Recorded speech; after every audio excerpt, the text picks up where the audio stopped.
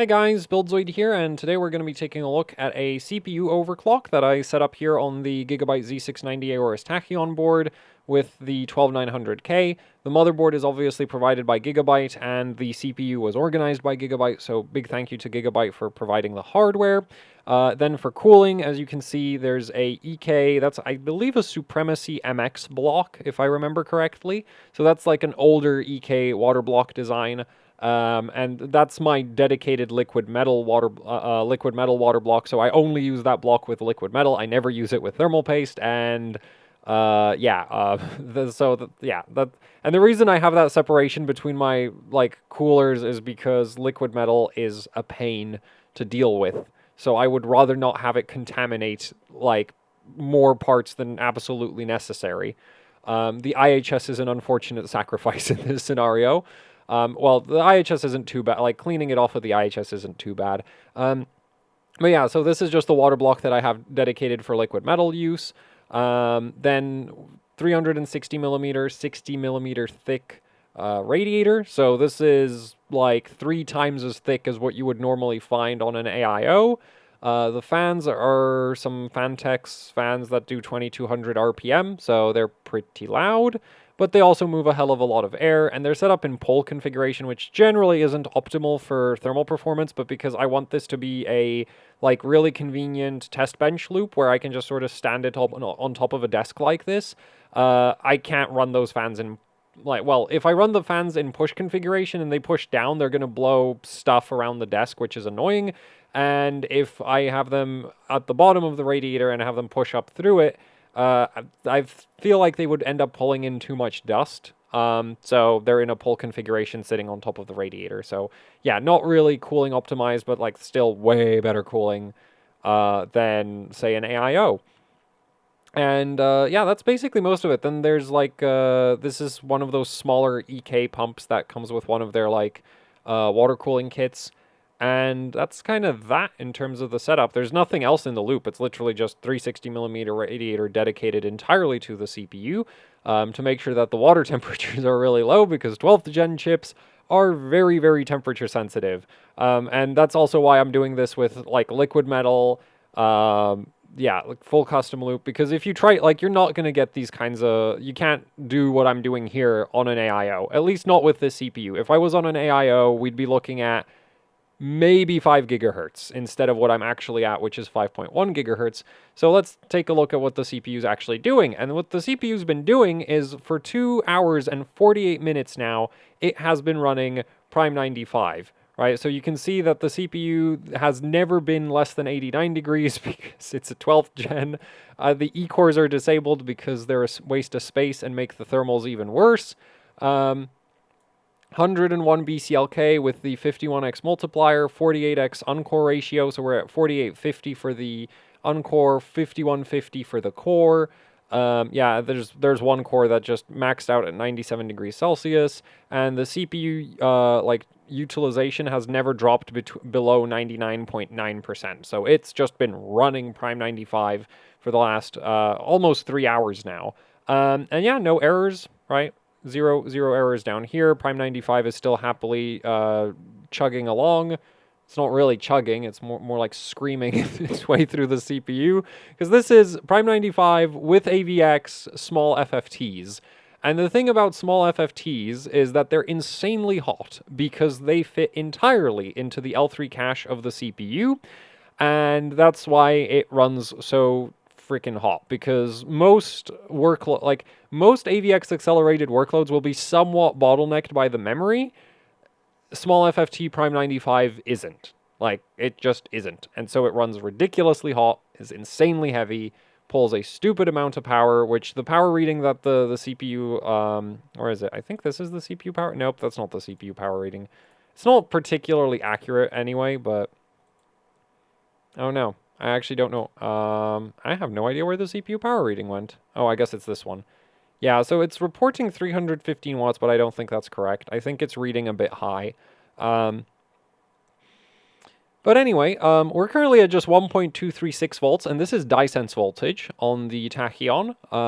So yeah, it doesn't take a lot of voltage to get insanely high temperatures with with Prime95, but this is extremely stable. Like this, honestly, if I was dailying this, I would be willing to tolerate Prime95, like my daily system, like the system that's currently recording this video, literally cannot run Prime95 for more than like a minute. And I could say I'm okay with that because basically for like, I know that I generally don't do anything particularly intensive with my personal system. And so, if like basically the Prime95 stability requirements for me on my daily is basically if some random program hits Prime95 levels of load for a couple seconds, I need the system to not instantly crash. Right? I really don't think it's okay to have a system where if you start a certain program, it just immediately locks up, because how are you ever going to troubleshoot that? Right? Like if the system just instantly locks up, then it's like, well, the software might be faulty or your overclock sucks, right? And it's just like, it would be much better if you always, like, you had enough time to at least open up something like hardware info and, you know, check the temperatures and realize, ah, yes, this piece of software makes the CPU overheat. That's why it's crashing. Whereas if, you know, you're not Prime95 stable at all, you're not going to have the opportunity to check why it's crashing. You're just going to be like, well, it's not running anymore. So anyway, but yeah, this right here is like very, very stable, right? This is 3 hours of Prime95 almost. Yeah, 3 hours of Prime95. So actually like significantly above my like minimum stability requirements. And it's just running along at 5.15 gigahertz. I do kind of wonder if the 12900K's would actually run 5.2 Prime95. I think it wouldn't, because Intel has a bunch of like on stock settings, the Intel CPUs have a bunch of like downclock features that kick in at varying like various temperatures. But yeah, anyway, so I guess we're gonna stop the Prime95 test at this point, and I'm gonna show you how this performs in Cinebench, because it's kind of, and also just show you the like drastic difference in temperatures between Prime95 and Cinebench. So right now we're maxing out at like 97 degrees Celsius. All right, that's our absolute highest CPU package, like highest core temperature, highest package temperature has been 97 degrees over the duration of these last 3-ish hours. So we're going to stop Prime95, and we immediately drop down into like low 20s. It's pretty cold in the room, and also it helps that like with a 360 millimeters, you know, like with a radiator this big and thick, with the high RPM fans that I have on there, we're really not, like the water temperature isn't going to rise much above ambient, which is another thing. Like with AIOs, your water temperature is regularly going to be like 15 degrees above ambient if you try to shove 300 watts of power into them. And so, yeah, that's one of the main reasons like AIOs aren't really suitable for this kind of thing, because the higher your water temperature, obviously the higher the CPU temperature, right? So anyway, I also should have probably showed you the VRM temp. Well, actually, we're fine. So the VRM temperature never went above 58 degrees Celsius in these 3 hours of Prime95. Now, to be fair, there is a fan, right? There's this fan, but that fan is doing 1,000 RPM. It's not so much pushing air as it's agitating it. But yeah, so like the thing is, this is a Tachyon, so 10-layer PCB. The VRM is mega overkill for everything that you can put into the socket. So it really shouldn't be surprising that the CPU sits, like the VRM never went over 60 degrees in this configuration. Anyway, let's pull up Cinebench just so you can see how Cinebench is kind of a joke when it comes to power draw. So like, yeah, power draw and temperatures. So right now, I'm going to reset the monitoring, and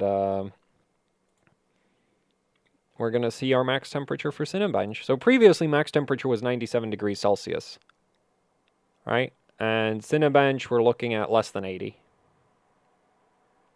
Yeah, literally under 80 degrees. So there's like a 20... Actually, that's more than 20. That's like a third... No, wait. No, it is 20. Yeah, because previously max temp was like 97 degrees Celsius. Right now, max temp is like 78, 79. So that's 20 degrees Celsius difference. So... yeah, Cinebench, like, is not a good stress test. And so I can actually run with this cooling system. I can pass Cinebench all the way up to like 5.35 gigahertz, and we're going to do that. But yeah, for like 100%, like I'd consider this like 100% stability, or at least like 99.9% stability. I imagine if you wanted to use this as like a server or a permanent render station, then you would probably want to run that Prime 95 test overnight, not just for 3 hours. But yeah, this is like way harsher stability criteria than what I would like require for my own personal daily system. Um, Anyway, so yeah, so Cinebench we can do 5.35. I've also run Linpack at 5.25 for like over 30 minutes, and that's actually what led it took me forever to get Prime 95 stable, because basically very early on I managed to get Linpack to just sort of run indefinitely at 5.25 gigahertz, and so I was like, Linpack is pretty heavy, right? We should be able to do like 5.2 Prime 95. But the thing is, with 12th gen CPUs, they are extremely temperature sensitive. So the thing with Linpack is it's bursty. It's not a sustained heat load. So if I run Linpack 10 gigs, right, and we're just going to do like 3 loops, and I still think Linpack, like you should still run Linpack as part of your stress testing procedure, because it slams the memory controller, and yeah, it's a good like memory stress test. Honestly, like my daily system is actually stress tested more against Linpack than it is stress tested against Prime 95, because like I said, my daily will last like not a minute of Prime 95 small FFTs, but it'll do Linpack for like hours on end. Yeah, the thing with Linpack is, it gets quite a bit hotter than Cinebench, but it doesn't have that sustained, just constant power consumption that Prime 95 has. And so the thing with Prime 95, like, so while passing Linpack at 5.25 gigahertz with this cooling setup is possible, the problem is if I try to use those settings in Prime 95, the temperature starts creeping up a bit, right? Because the sustained power consumption is a lot higher. There's like, I think on average, Linpack is pulling like according to the, power readings in the OS, which again, I don't think they're super accurate, but they should give us decent relative data. And the relative data is that Linpack peaks at a little under 300 watts. Prime 95 peaks at over 300 watts. It runs at like 300 to 330. So there's a slight difference in peak power consumption, but the main thing is the average power consumption for Prime 95 is over 300 watts, whereas the average power consumption for Linpack is around 250, because Linpack has a really significant load cycle as it moves data in and out of memory. And also Linpack will get more or less hot depending on how good your memory settings are, so it's a great memory controller stress test. And honestly, if you're passing Linpack, there's probably not many like gaming style applications that won't run. Because yeah, Prime 95 small FFTs, like the thing is, most heavy AVX loads don't sit in your L3 cache, right? Because you're usually going to be processing some large amount of data that has to sit in the memory. So most workloads will behave more like, say, YCruncher or Linpack than they will like Prime 95, where Prime 95 is basically just slamming the ring and the memory. Well, Prime 95 is basically ignoring the memory controller in small FFTs. Yeah, so Linpack, cooler than Prime 95, but because of the fact that Linpack was passing at 5.25, I was like, oh, I can definitely do like 5.2 Prime 95. Nope.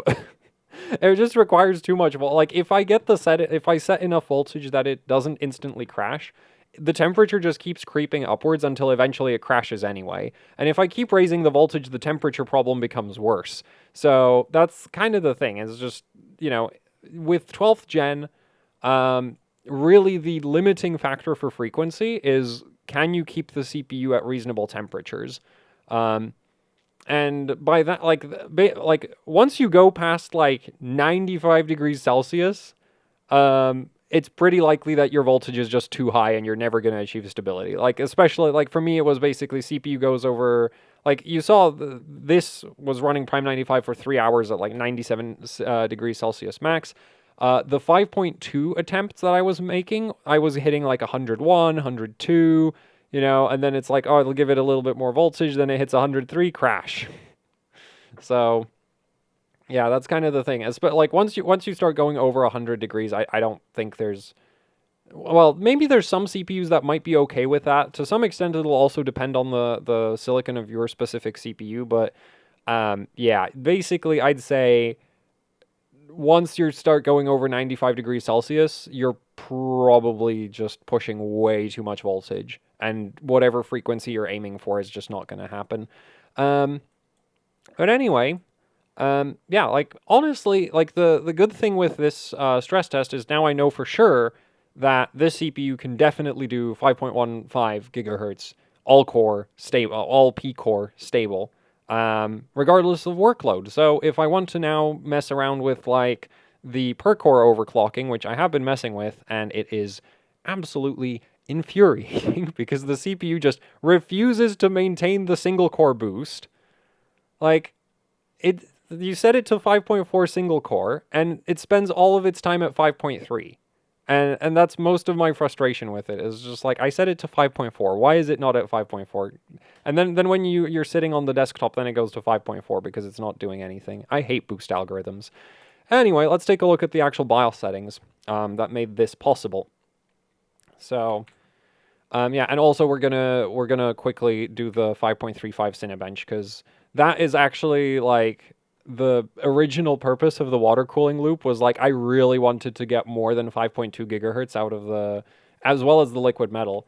I really wanted to go over 5.2 because when I was still on the AIO cooling system, right, no matter what I did, the like I could not do 5.3 gigahertz, because again, it's with 12th gen. If you keep raising the voltage, eventually the operating temperature is gonna, like the increase in operating temperature is gonna outpace the increase in stability due to voltage, and the CPU is just gonna crash anyway. So there's like you get a very like, I kind of like it as a you know, from like an overclocking perspective. Like you hit a brick wall, and it's very clear when you hit that brick wall. Like you don't have to, like, you know, I was being really stubborn, spending forever just like slightly tweaking the voltage up and down to try get 5.2 gigahertz stable. But like, you know, if I'd been more realistic about it, I would have realized that, yeah, no, it's not doing it, and should have given up way earlier. But yeah, so we're gonna do something fun for Cinebench. And yeah, you can run some pretty insane ring clocks if you ditch the E-cores. Also, Prime95, very sensitive to ring clock, because the ring clock is the actual clock of the L3 cache. And like I said, Prime95, small FFTs, it runs out of the L3 cache, and it hammers the L3, and consequently it hammers the L3 cache. So I can actually run higher ring clock for Linpack than I can run in Prime95, because Linpack, you know, actually moves a lot of data through your memory controller, whereas small FFT Prime95 just kind of burns down the, well, cores and the cache, and it doesn't touch anything else. And if you use the smallest FFTs, those actually don't get as hot. I'm assuming because they don't use up the, like, I'm assuming they're just too small to be a like proper heavy load. Anyway, yeah, so the 5.15 gigahertz settings are basically 1.43 volts on the CPU fixed vCore, but with a very droopy LLC, because like you saw when it was actually running Prime95, it was all the way down at like 1.236 volts, so around 1.24, and that's because of the low LLC. And the reason why you'd use a really droopy LLC like this is because, you know, idling at 1.43 volts is not going to harm the CPU, especially with this much cooling. Like, it's going to be fine. I'm not worried about that. And the low LLC means that the transient, like the transient loading is actually completely under control. Like this motherboard has no undershoot that I could measure on low LLC. And even medium LLC is still fine. But the thing is, if I used medium LLC, it would just reduce the idle voltage, and there's not really any, like, there's not really any good reason to do that. As far as I'm concerned, like, this is not, like, this is a perfectly safe, you know, combination of voltage and LLC. And like, yeah, I could, you know, instead of using 1.43 volts with low LLC, I could have used 1.4 with medium, but functionally, the Prime95 load temperatures would have been the same, because the actual final, you know, like the voltage the CPU actually ends up at under load is going to still be the same, and the stability, like, it's not going to affect the stability, because on medium LLC, the voltage regulation on this board is still very good. But yeah, it's just kind of like the way I approach the LLC is basically I only raise it when I don't feel comfortable with the idle voltage. So anyway, and the funny thing is, like, I can't raise it for Prime95 with one, like, because it's just gonna get way too damn hot, right? Like that's the thing is, like, yeah, 1.24 volts is just about the limit for what I can cool in Prime95 with this cooling system. Anyway, oh, actually, we have a great opportunity here to demonstrate a. So I'm actually gonna do this. I'm going to intentionally crash the CPU from, like, bad LLC settings. So this should give us, like, the exact same load voltage as the 1.43 volts with low LLC. Actually, we might want to use 1.35 volts instead. No, you know what? We're going to give it a little bit extra. And I should be able to make it crash by moving the mouse with these settings because the voltage regulation is just going to be completely terrible. And this happens on all motherboards. If you max out the LLC on any motherboard and then you try to run Prime95 and move the mouse, like, the stability goes straight to hell. But, like, you can test for this without an oscilloscope because normally I show this effect with an oscilloscope, but yeah, you don't really need the, like, it still happens even if the oscilloscope isn't there. So I figured we may as well do that. And I'm making this video way longer than it needs to be, but oh well. Too bad. Hopefully this works out the way I planned for it to. Like, the main thing is that the voltage is, like, the average voltage is roughly the same. If it's a little bit higher, it won't help, because the amount of undershoot you get when you move the mouse is insane on Ultra Extreme LLC. And it's still, like, Extreme LLC is still bad. Turbo is viable on this motherboard, but I don't really see a good reason to use it when, like, you're not going to run out of voltage, right? Like, you really won't. So anyway, let's see if, yeah, so right now we're at 1.24. I can't see this. This is too small right now. 1.236. Okay. So we're going to start small FFTs. And we're at 1.236. Yep, because that's DyeSense voltage. So another thing you can do if you have a motherboard and you're not sure if your voltage sensor is DyeSense or socket sense, max out the LLC. If the voltage goes up under load, you're not looking at DyeSense. It really is that simple. And now... Hello? Oh, don't tell me it's not going to crash. That would be really frustrating. I might have given... Oh, no, it locked up. Yeah, see? It's completely unresponsive now. And there's the blue screen. So, Ultra Extreme LLC, bad. And this is why I use that, like, low LLC and really high voltage, because... Sure, you know, in lighter loads like Cinebench, I'm getting more voltage than necessary. In Linpack, I'm getting a little bit more voltage than necessary. But under worst case scenario, the CPU is getting exactly as much voltage as it needs, and there's no undershoot. So there is no chance that, like, some transient event could cause the system to crash. And moving your mouse causes a lot of transient events if you're running a very heavy workload, because the way Windows handles user input, it has to, you know, get in the way of whatever is currently running. And when it does that, the current draw drops, the voltage shoots up. And then when Prime95 starts running again, the voltage dives down, and that causes the system to lock up because it'll end up way below the voltage you actually set. So anyway, let's do that 5.3 gigahertz Cinebench 1.47. We're going to go down to medium, and actually...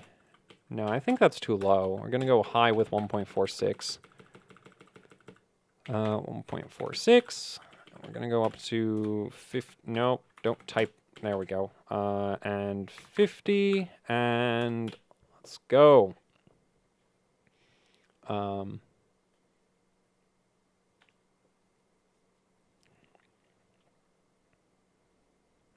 The one thing I find really frustrating with this is an issue with a lot of the DDR5 boards is they take forever to post. They really do.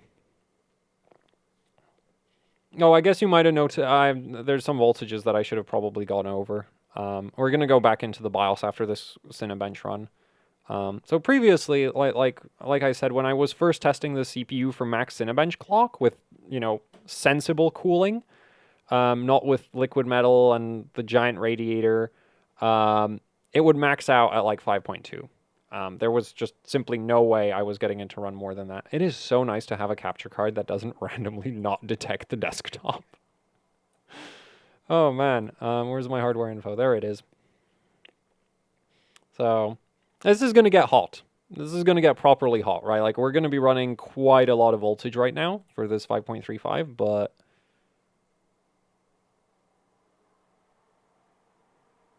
I said hot, and it's sitting in the 80s. Yeah, it's still not as bad as Prime95. I feel like I might have not given it enough voltage. I should have probably written the settings down. You know what? If it's running this cold, I might be able to do 5.4.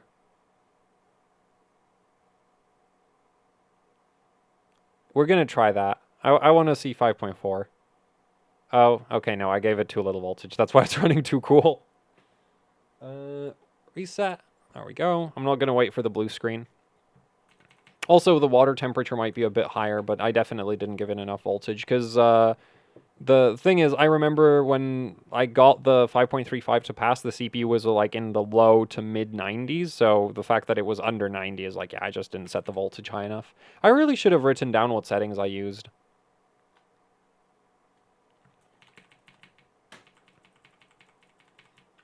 I should have saved a profile. That's what I should have done.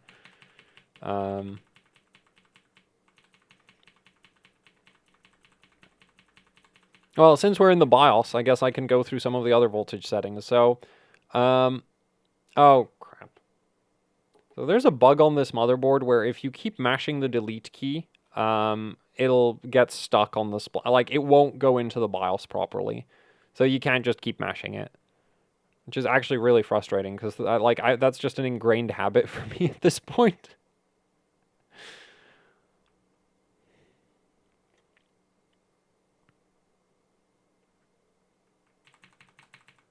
Okay. So yeah, it's not going to do 5.4, so that's good. Like, I haven't screwed up my testing, I just don't remember my settings. Would be pretty frustrating if it now did 5.4 when previously it didn't.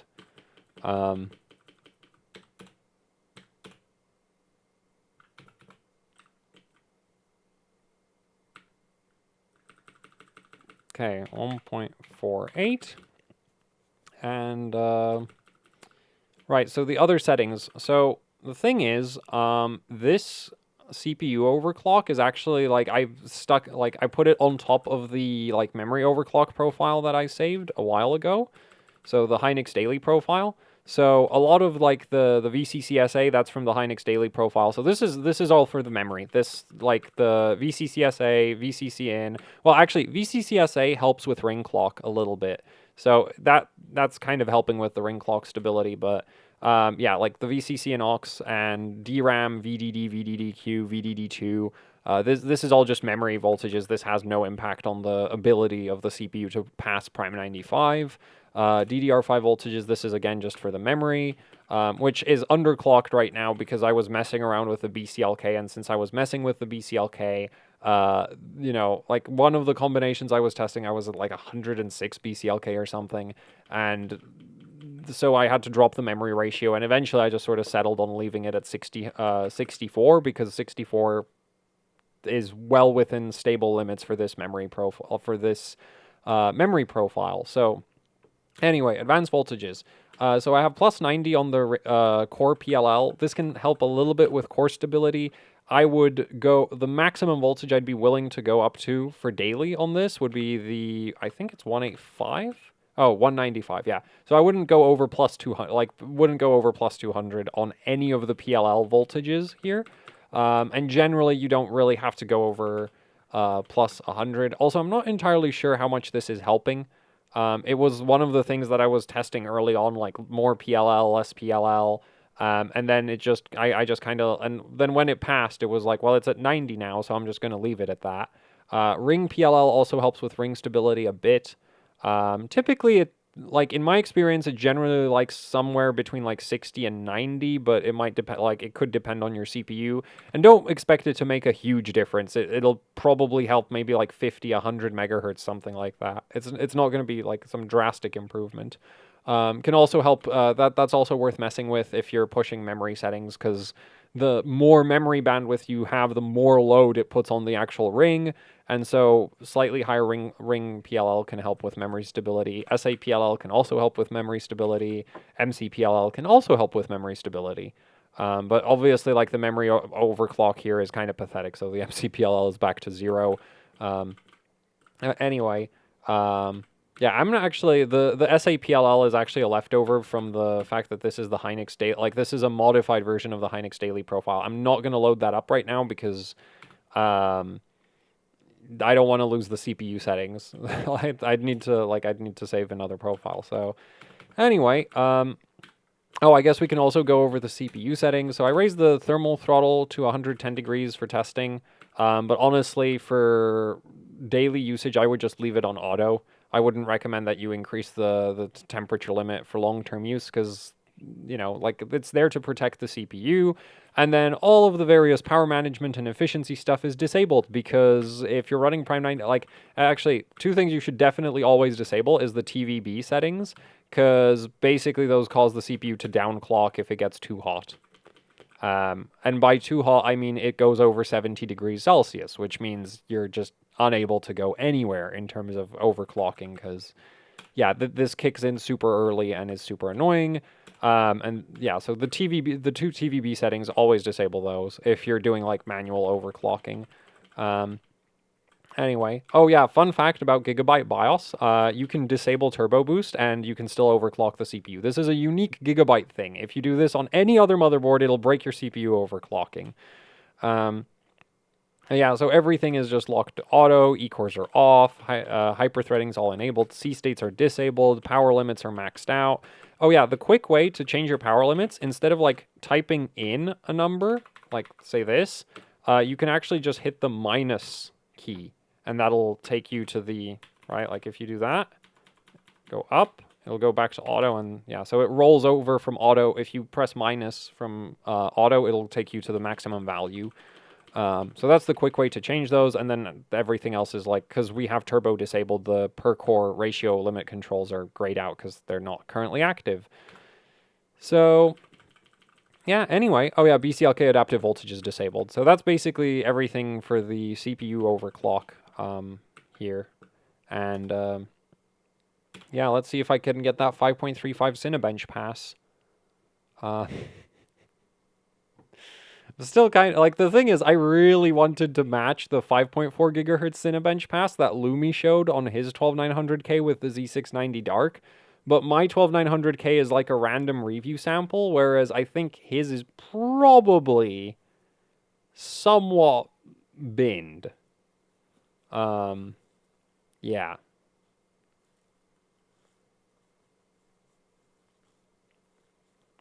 Also, man, I made this video way too damn long. It's over 30 minutes. How does this happen? Oh, yeah, Windows. Okay, I'm not a patient man. Just gonna reset through that. My reset button is fading. I Sharpied it blue, and it's almost white again. I'm gonna have to fix that.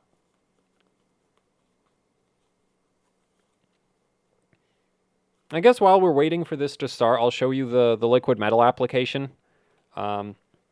I'm just going to move this out of the way so I see when the OS comes back. So yeah, here's what the liquid metal application should look like, right? You don't want like, this is actually kind of a lot. So the way I'd recommend that you do this is you do an initial application that's really thin. And I recommend that you apply, like, the way you should do this is you take the CPU out of the motherboard. Take the CPU out of the motherboard, do it away from the motherboard. Apply the liquid metal to the CPU away from the motherboard. Because the thing about liquid metal is, like, everybody knows, like, water and electronics don't mix. But liquid metal makes water look like an absolute joke in terms of short circuit hazards, because water is not actually all that electrically conductive. Liquid metal, on the other hand, is extremely electrically conductive. If it gets somewhere where it's not supposed to be, it will cause serious damage. And the thing about liquid metal getting places where it's not supposed to be is that, unlike water, you can't dry it, right? It doesn't dry out. And because it's based on a mix of tin and gallium, and lead-free solder is primarily just tin, if this stuff touches like solder balls or something, it is sticking to them and not coming off. Okay, this will quite happily, liquid metal will quite happily alloy itself to solder anywhere on your motherboard.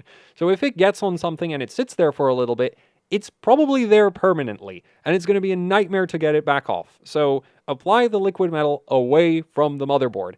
Because the other thing is it also has quite a bit of surface tension, so it likes to form little droplets, kind of like mercury, but unlike mercury, it sticks to things way better than mercury does. Like, mercury droplets tend to roll around quite freely. Liquid metal droplets tend to sort of shoot out of the applicator and then just stick to things and wreak havoc in the process. Also, it's a nightmare to wipe off. And it turns into conductive dust when you're neutralizing it with alcohol. So basically, I hate liquid metal. Okay, I absolutely despise this stuff.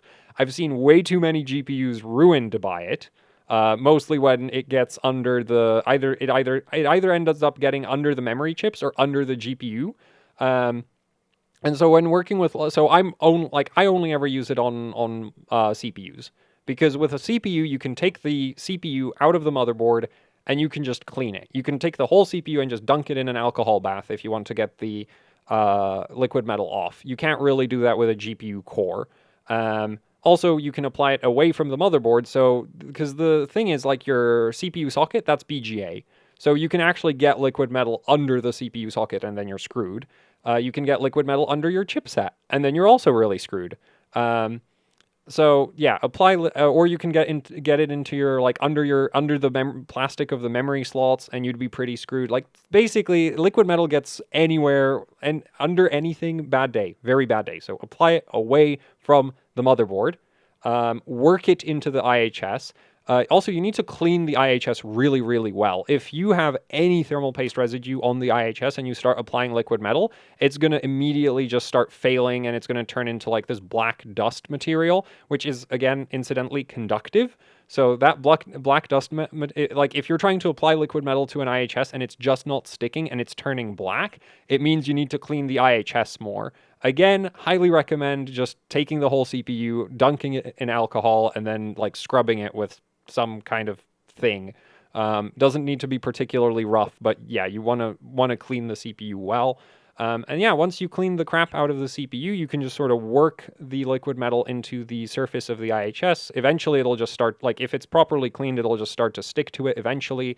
And then once you get, like, a first layer down, put the CPU into the motherboard, put the attach the cooling system, see how your temperatures are. If they kind of suck, take the CPU out of the motherboard, apply a little bit more metal, apply a little bit more liquid metal, put it back into the motherboard, see if the temperatures improve, and just sort of go through this process a few times. Eventually, you shouldn't see any further improvement in temperatures, and then you're good. Right? Then you're good. And then don't touch it. Don't ever take it. Like, basically, don't touch it. This, like, liquid metal is great for permanent installations.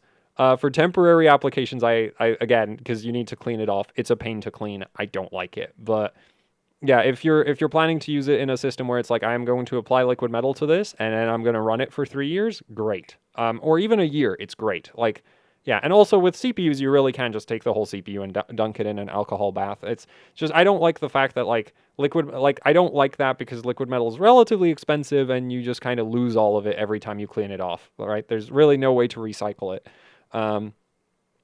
Which I guess kind of ridiculous to say that, but I do find that kind of annoying considering how expensive the stuff is.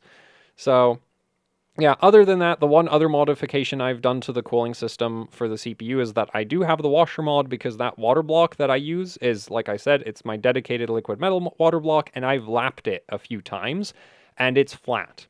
And because it's flat, it really doesn't appreciate the curvature of the IHS when the socket clamps down on the CPU fully. So the washers just reduce the amount of pressure that the socket clamp puts down on the CPU and prevents the CPU from bending so much.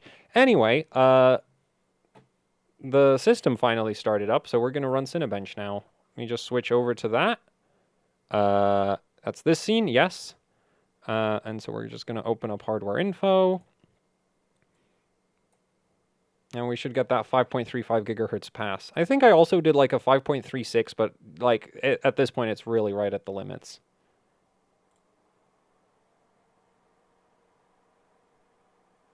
Yeah, this is going to pass. It's going a little bit over 90. This has to pass. But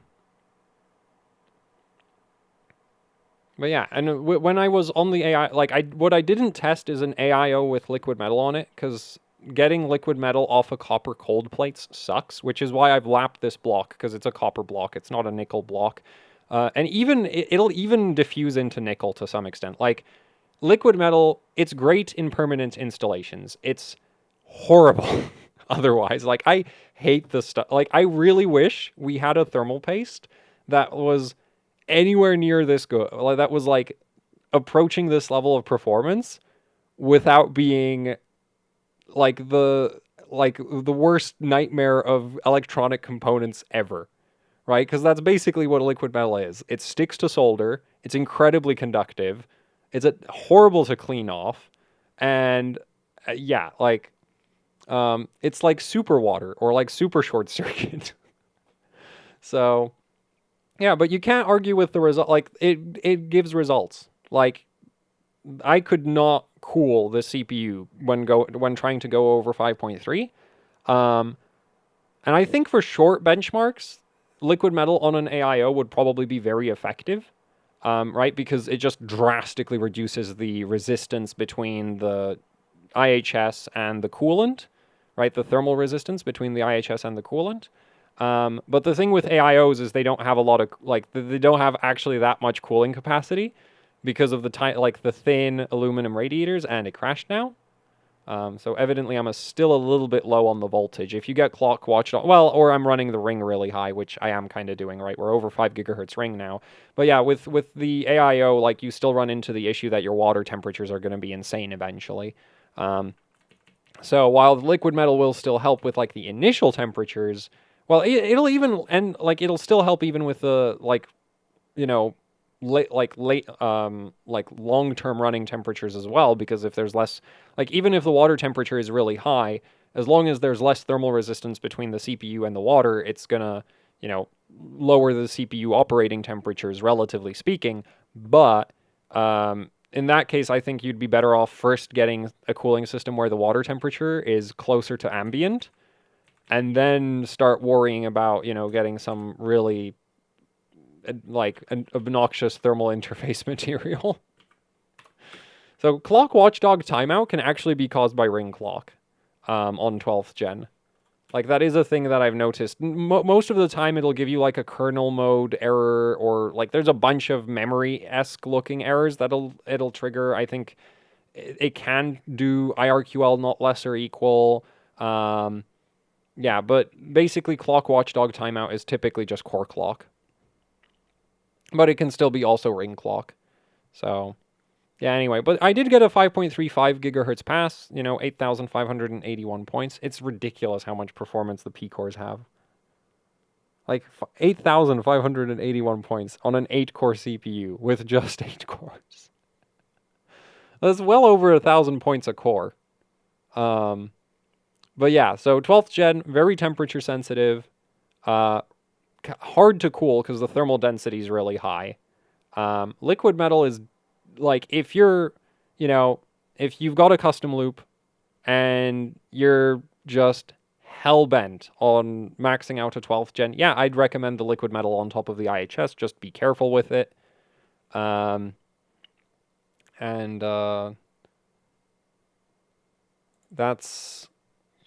kind of that. I want to do another Cinebench run. Now, the first run, right, like, this OS is not that great, so the very first run that you do of any benchmark on it is always going to be kind of slow. Especially right after it started up. If you wait, like, a minute, it'll eventually, like, you'll get a good run, but if you run it right after it starts up, you don't get a good run. Because the OS is kind of bad. So we're probably going to get, like, 8,500-ish instead of previously it did 8,580.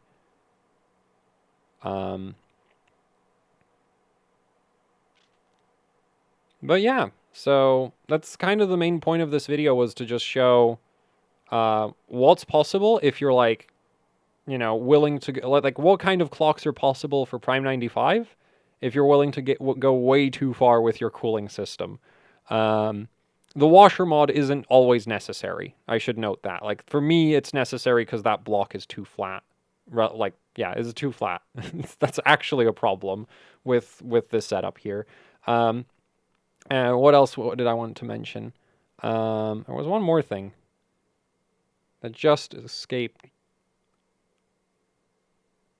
Yeah, and also like a demonstration of how sort of temperature sensitive 12th gen is, I guess. Right. Also, oh yeah, I remembered. It's worth noting my CPU is not amazing. Like I said, it's a completely random review sample. Like it's not, Gigabyte didn't bin it for me or anything. They literally just took whatever Intel review kit they got sent and they sent that over to me. The CPU, if I remember correctly, it's like 90 SP score on the P cores. It's not like I should have a screenshot of this, but I don't think I do. Like I've checked the SP score of this CPU on the Apex, and it's not incredible.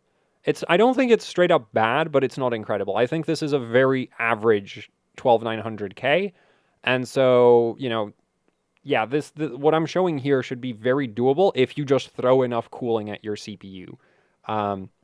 That's the main thing, is like throwing enough cooling at it, because 12th gen, it's not actually pulling that much power. Like there are significantly power hungrier CPUs out there that are easier to cool than this is.